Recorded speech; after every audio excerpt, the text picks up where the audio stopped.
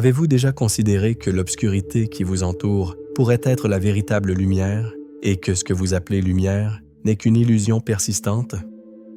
Nous marchons dans ce monde comme des êtres endormis, convaincus de notre éveil, alors que nos âmes demeurent captives d'une réalité fabriquée. Ce que nous nommons naissance n'est peut-être qu'une forme d'emprisonnement, et ce que nous craignons comme la mort pourrait être notre véritable libération. Regardez autour de vous. Ces structures solides, ces vérités inébranlables, ces certitudes qui définissent que votre existence, et si elles n'étaient que les barreaux invisibles d'une prison cosmique? Une prison si parfaitement conçue que vous en êtes venu à l'aimer, à la défendre, à l'appeler réalité? Le paradoxe suprême de notre condition humaine réside peut-être dans cette terrible vérité.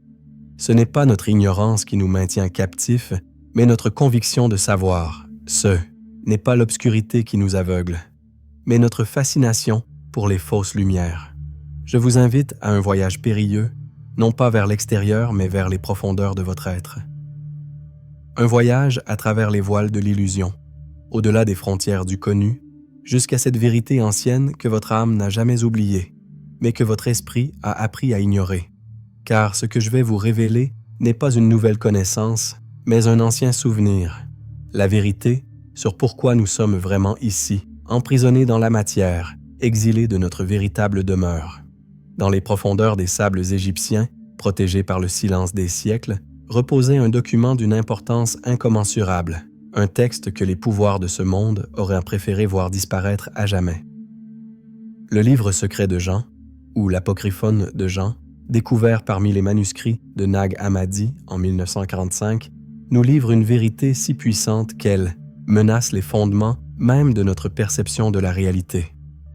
Ce n'est pas un simple texte religieux, c'est un témoignage cosmique, un message crypté transmis à travers les âges par ceux qui ont vu au-delà du voile. Jean, le disciple bien-aimé, ne partageait pas simplement une doctrine, mais une révélation transcendante reçue directement du Christ ressuscité, une vérité trop dangereuse pour être proclamée ouvertement. Dans ces pages jaunies par le temps se trouve la clé de notre énigme existentielle. Pourquoi des êtres de pure lumière, des fragments de la conscience divine, se retrouvent-ils piégés dans des corps de chair, oublieux de leur nature véritable? Pourquoi l'âme immortelle accepte-t-elle l'esclavage de la matière?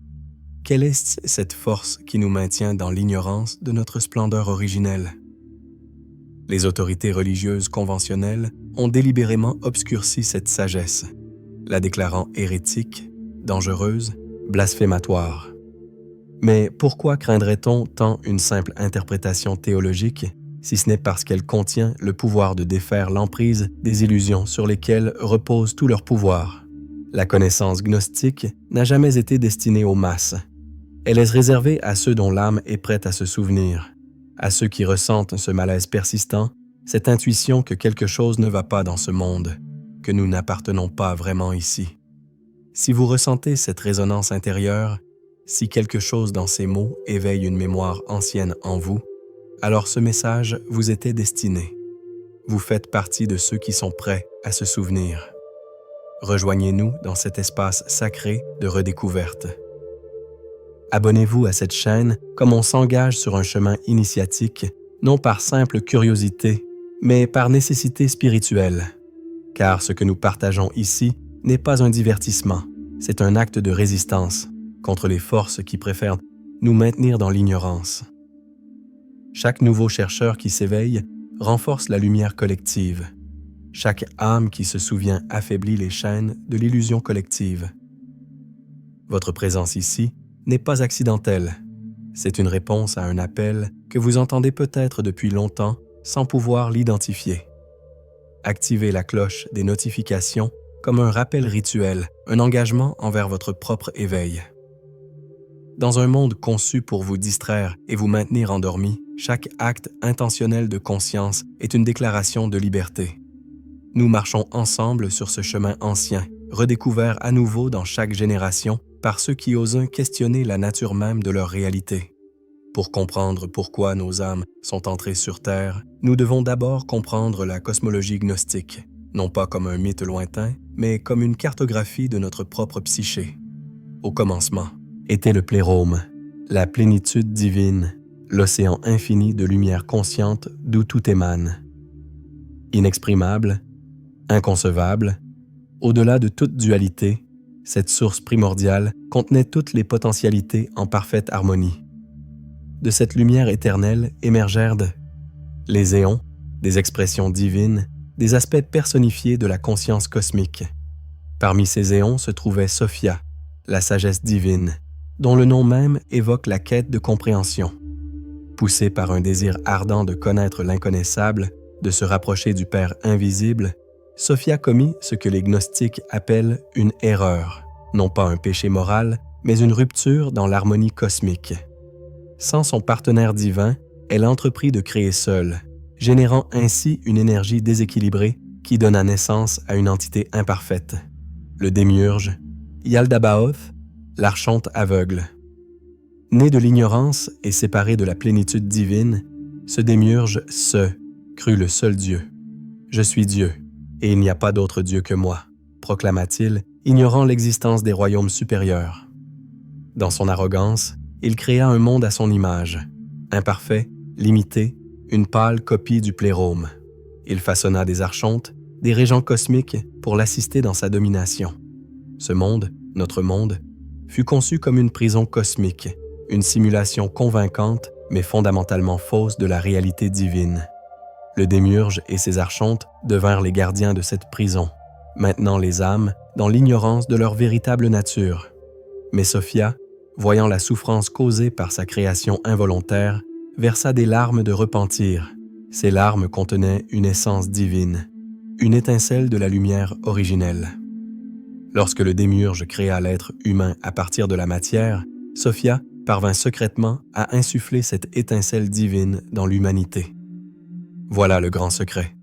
Contrairement aux autres créations du démiurge, l'humain contient quelque chose que le Créateur lui-même ne possède pas, une connexion directe avec le plérôme, une étincelle de la véritable divinité. C'est pourquoi le démiurge et ses archontes cherchent désespérément à garder l'humanité dans l'ignorance, car notre éveil représente une menace pour leur illusion de pouvoir. Les âmes ne sont pas tombées sur terre comme le suggèrent les religions conventionnelles. Elles ont été piégées, emprisonnées dans la matière, voilées par l'oubli. Mais en chacun de nous demeure cette étincelle inextinguible, cette mémoire latente de notre origine divine. Le livre secret de Jean nous révèle que notre monde n'est pas une création bienveillante, mais une construction délibérément limitante. Un système conçu pour maintenir les âmes dans un cycle perpétuel de réincarnation, d'oubli et de souffrance, nourrissant ainsi les archontes de notre énergie vitale. Cette cosmologie n'est pas qu'un récit mythologique, c'est une explication métaphorique de notre condition existentielle, une tentative de donner un sens à cette sensation persistante d'exil que tant d'entre nous ressentons. Comme si, quelque part au fond de nous, nous savions que nous n'appartenons pas vraiment ici. Mais si ce récit semble sombre, rappelez-vous qu'il contient aussi la promesse de notre libération, car connaître la nature de notre prison est la première étape vers la liberté. Regardons maintenant au-delà du voile mythologique pour comprendre la véritable signification de cette cosmogonie gnostique, car ces symboles anciens ne sont pas de simples personnifications de forces cosmiques. Ils sont des représentations profondes des structures de notre propre conscience. Le démiurge n'est pas une divinité lointaine et malveillante. Il est la manifestation de notre propre ego hypertrophié. Cet aspect de notre psyché qui se proclame maître absolu de notre réalité, qui construit des systèmes de croyances rigides et qui rejette tout ce qui menace sa domination illusoire. Je suis, et il n'y a rien au-delà de moi. N'est-ce pas là le credo silencieux de l'ego? Les archontes représentent les structures de pouvoir intérieur et extérieur qui maintiennent cette illusion, nos conditionnements, nos peurs, nos attachements, nos identifications. Ce sont les gardiens des portes de la perception, filtrant constamment notre expérience pour renforcer l'illusion de séparation. Quant à Sophia, elle symbolise cette intuition profonde qui persiste malgré tout, cette sagesse intérieure qui sait que nous sommes plus que nos limitations apparentes. Son erreur n'est pas une faute morale, mais le processus même de l'incarnation, la descente de la conscience dans la matière, nécessaire à l'évolution cosmique. L'étincelle divine en nous n'est pas un concept théologique abstrait. C'est cette présence silencieuse que nous percevons dans les moments de pleine conscience, cette sensation d'être plus vaste que nos pensées, plus profond que nos émotions, plus ancien que nos souvenirs. Comprenez bien, le monde matériel n'est pas intrinsèquement mauvais. C'est notre perception voilée, notre identification à la matière qui crée la souffrance. La prison n'est pas faite de pierre et de métal, mais de croyances non examinées, d'identifications non questionnées. Pourquoi alors les âmes sont-elles entrées sur Terre? Non pas par punition divine, comme l'enseignent certaines traditions, ni par simple hasard cosmique. Selon la vision gnostique, l'âme s'incarne dans un double mouvement paradoxal. Elle est à la fois piégée par les forces archontiques et volontairement sacrifiée pour un dessein plus grand. D'une part, les structures de pouvoir cosmique, ces forces que nous pourrions appeler aujourd'hui les patterns collectifs de l'inconscient, cherchent à capturer l'énergie divine pour maintenir leur existence illusoire. L'âme est attirée dans la matière par séduction, par tromperie, par l'oubli induit. Mais d'autre part, à un niveau plus profond, l'âme accepte cette descente comme une nécessité évolutive. Car c'est précisément à travers l'expérience de la séparation que la conscience peut se reconnaître elle-même. C'est dans l'obscurité la plus profonde que la lumière devient véritablement consciente de sa nature lumineuse. Ce que le livre secret de Jean nous révèle, c'est que notre présence ici n'est pas une erreur cosmique, mais un processus initiatique. L'amnésie spirituelle que nous expérimentons n'est pas une défaite, mais une étape nécessaire dans un voyage plus vaste de la conscience vers sa propre réalisation. La véritable prison n'a jamais été la terre elle-même, mais l'oubli de qui nous sommes réellement. Et la véritable libération n'est pas l'évasion du monde matériel, mais l'éveil à notre nature, multidimensionnelle au sein même de ce monde. Si cette compréhension résonne en vous, si vous sentez qu'elle touche quelque chose de profond et d'inarticulé dans votre être, manifestez cette reconnaissance. Laissez une empreinte de votre éveil dans ce monde numérique en accordant votre j'aime à cette vidéo. Ce geste peut sembler insignifiant, mais il représente bien plus qu'une simple interaction avec un contenu. C'est une déclaration silencieuse que vous faites à vous-même et au collectif, une affirmation que vous êtes prêt à voir au-delà des apparences, à questionner les structures mêmes de la réalité consensuelle. Chaque j'aime est comme une petite lumière allumée dans l'obscurité collective, un signal à d'autres chercheurs qui, comme vous, sentent qu'il y a plus à la réalité que ce que nos sens physiques peuvent percevoir. Dans un monde dominé par les distractions superficielles et l'information fragmentée, chaque acte conscient compte. Votre reconnaissance de ces vérités profondes crée une ondulation dans le champ collectif de la conscience, renforçant le réseau invisible de ceux qui se souviennent. L'algorithme qui gouverne cette plateforme n'est pas si différent des forces archontiques décrites par les gnostiques. Il favorise ce qui captive l'attention sans nécessairement nourrir l'âme. En engageant consciemment avec ce contenu, vous aidez à créer un espace pour des vérités plus profondes dans un environnement souvent hostile à la contemplation authentique. Reconnaître la vérité quand elle se présente est un acte révolutionnaire dans un monde construit sur l'illusion. Votre j'aime est une pierre posée sur le chemin du retour collectif vers notre nature essentielle. Comment cette compréhension gnostique se traduit-elle dans votre expérience quotidienne? Regardez attentivement votre vie. Ne vous êtes-vous jamais senti comme un étranger dans ce monde? N'avez-vous jamais ressenti ce sentiment troublant que quelque chose ne va pas, que la réalité telle qu'on vous l'a présentée est incomplète, voire délibérément trompeuse? Ce malaise existentiel que tant d'entre nous ressentons n'est pas un dysfonctionnement psychologique comme voudrait nous le faire croire notre culture. C'est le signe que notre étincelle divine se souvient. C'est votre être véritable qui reconnaît l'artifice de la réalité consensuelle. Observez comment vous êtes constamment encouragé à vous identifier à votre corps, à vos possessions, à votre statut social, tous ces aspects temporaires et conditionnés de votre existence. N'est-ce pas exactement ce que ferait un système conçu pour vous faire oublier votre nature transcendante? Remarquez comment notre société valorise la distraction perpétuelle, la consommation compulsive, l'agitation constante, tout ce qui vous maintient à la surface de vous-même, tout ce qui vous empêche de plonger dans les profondeurs où réside votre véritable nature. Quand avez-vous pris le temps de vous asseoir en silence, sans stimulation extérieure, sans but, sans attente? Cette simple pratique est devenue presque subversive dans notre monde moderne, précisément parce qu'elle menace de percer le voile de l'illusion collective. Les structures de pouvoir de notre monde, qu'elles soient politiques, économiques, religieuses ou sociales, ne dépendent-elles pas toutes de votre consentement tacite à leur réalité, de votre acceptation non questionnée de leurs prémices? N'est-ce pas exactement ce que le récit gnostique décrit comme le fonctionnement des archontes? La souffrance que vous ressentez vient peut-être moins des circonstances extérieures que de cette déchirure intérieure, cette tension entre ce que vous savez intuitivement être vrai et ce que le monde vous dit d'accepter comme réalité. Votre insatisfaction persistante, cette quête incessante de quelque chose que vous ne pouvez nommer.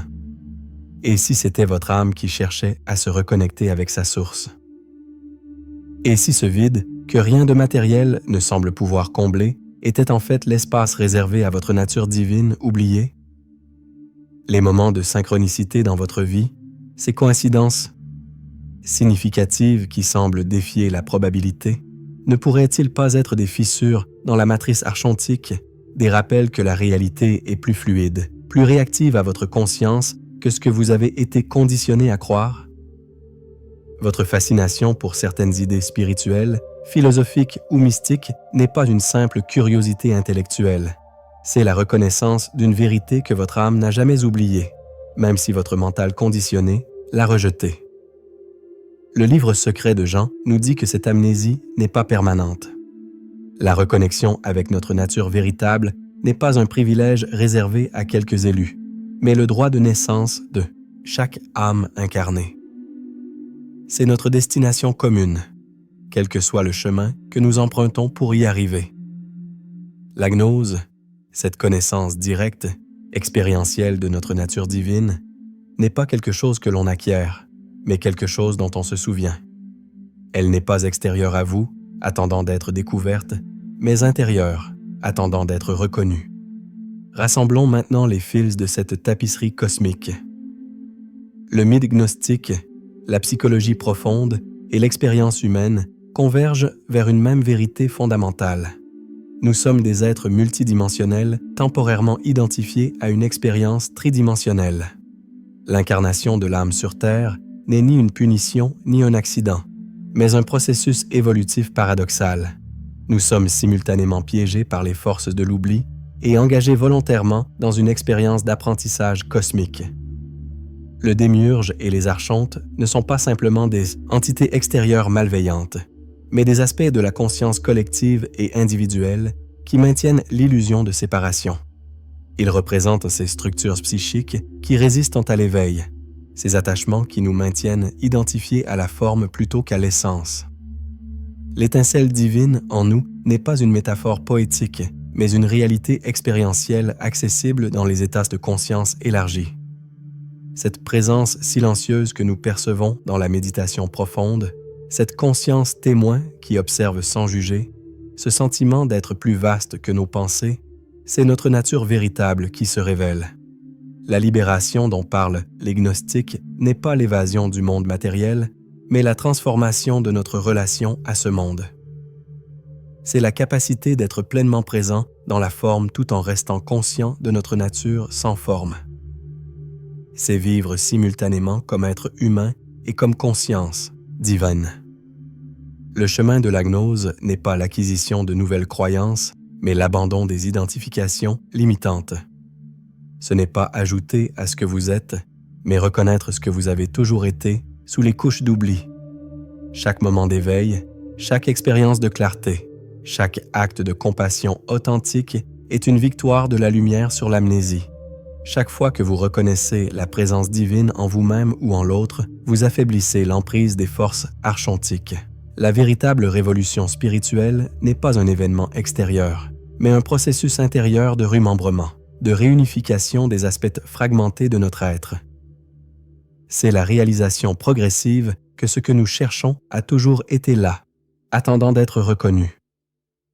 Le grand secret que le livre de Jean nous révèle est que notre libération n'est pas quelque chose que nous devons atteindre, mais quelque chose que nous devons nous permettre d'expérimenter. La porte de notre prison n'a jamais été verrouillée. Elle est maintenue fermée uniquement par notre croyance qu'elle l'est. Peut-être avez-vous commencé cette exploration en pensant que l'entrée de l'âme sur Terre était une tragédie cosmique, une chute depuis un état de grâce. Mais la perspective gnostique nous offre une compréhension plus nuancée, plus profonde. Ce que nous percevions comme une prison s'avère être un laboratoire d'évolution de la conscience. Ce que nous considérions comme une punition se révèle être une opportunité d'expansion. Ce que nous ressentions comme une séparation douloureuse de notre source divine est en réalité le processus même par lequel cette source se connaît elle-même dans toutes ses dimensions. L'obscurité que nous craignions tant n'était pas notre ennemi, mais le contraste nécessaire pour que la lumière puisse se reconnaître. L'oubli n'était pas une défaite, mais une étape nécessaire dans le voyage de la conscience vers sa propre réalisation. Le démiurge et les archontes, ces gardiens apparemment malveillants de notre prison cosmique, se révèlent être des aspects de nous-mêmes qui résistent au changement, qui s'accrochent à l'illusion de séparation par peur de l'inconnu. En les reconnaissant comme tels, nous transformons nos geôliers en guides, nos obstacles en tremplins. L'étincelle divine que nous portions comme un secret n'était pas simplement une parcelle de lumière piégée dans l'obscurité. Elle était la semence d'un nouveau cosmos, plantée délibérément dans le sol fertile de l'expérience humaine pour y fleurir en une conscience plus vaste, plus profonde, plus inclusive. Nous ne sommes pas venus sur Terre pour fuir cette planète, mais pour la transformer par notre présence éveillée. Nous ne sommes pas ici pour rejeter le corps, mais pour l'illuminer de l'intérieur. Nous ne sommes pas ici pour échapper au monde matériel, mais pour infuser chaque atome de matière avec la conscience de l'unité divine. Le silence qui suit cette révélation n'est pas vide, il est plein de potentiel, vibrant de possibilités non manifestées. Dans ce silence, vous n'êtes plus l'être séparé que vous pensiez être. Vous êtes la conscience même qui observe le jeu cosmique, qui danse simultanément comme forme et comme vide, comme vague et comme océan. Quelle résonance cette vérité éveille-t-elle en vous? Quel souvenir ancestral remonte à la surface de votre conscience? Partagez dans les commentaires un seul mot, celui qui capture l'essence de ce que vous avez ressenti pendant cette exploration. Écrivez simplement « souvenir » si vous sentez que cette connaissance n'est pas nouvelle pour vous, mais qu'elle est la redécouverte de quelque chose que votre âme a toujours su. Votre participation n'est pas triviale. Elle est un acte de présence consciente, une affirmation que vous êtes plus que ce que ce monde vous a conditionné à croire. Dans un univers d'informations fragmentées et de distractions perpétuelles, votre attention focalisée est un acte de pouvoir spirituel.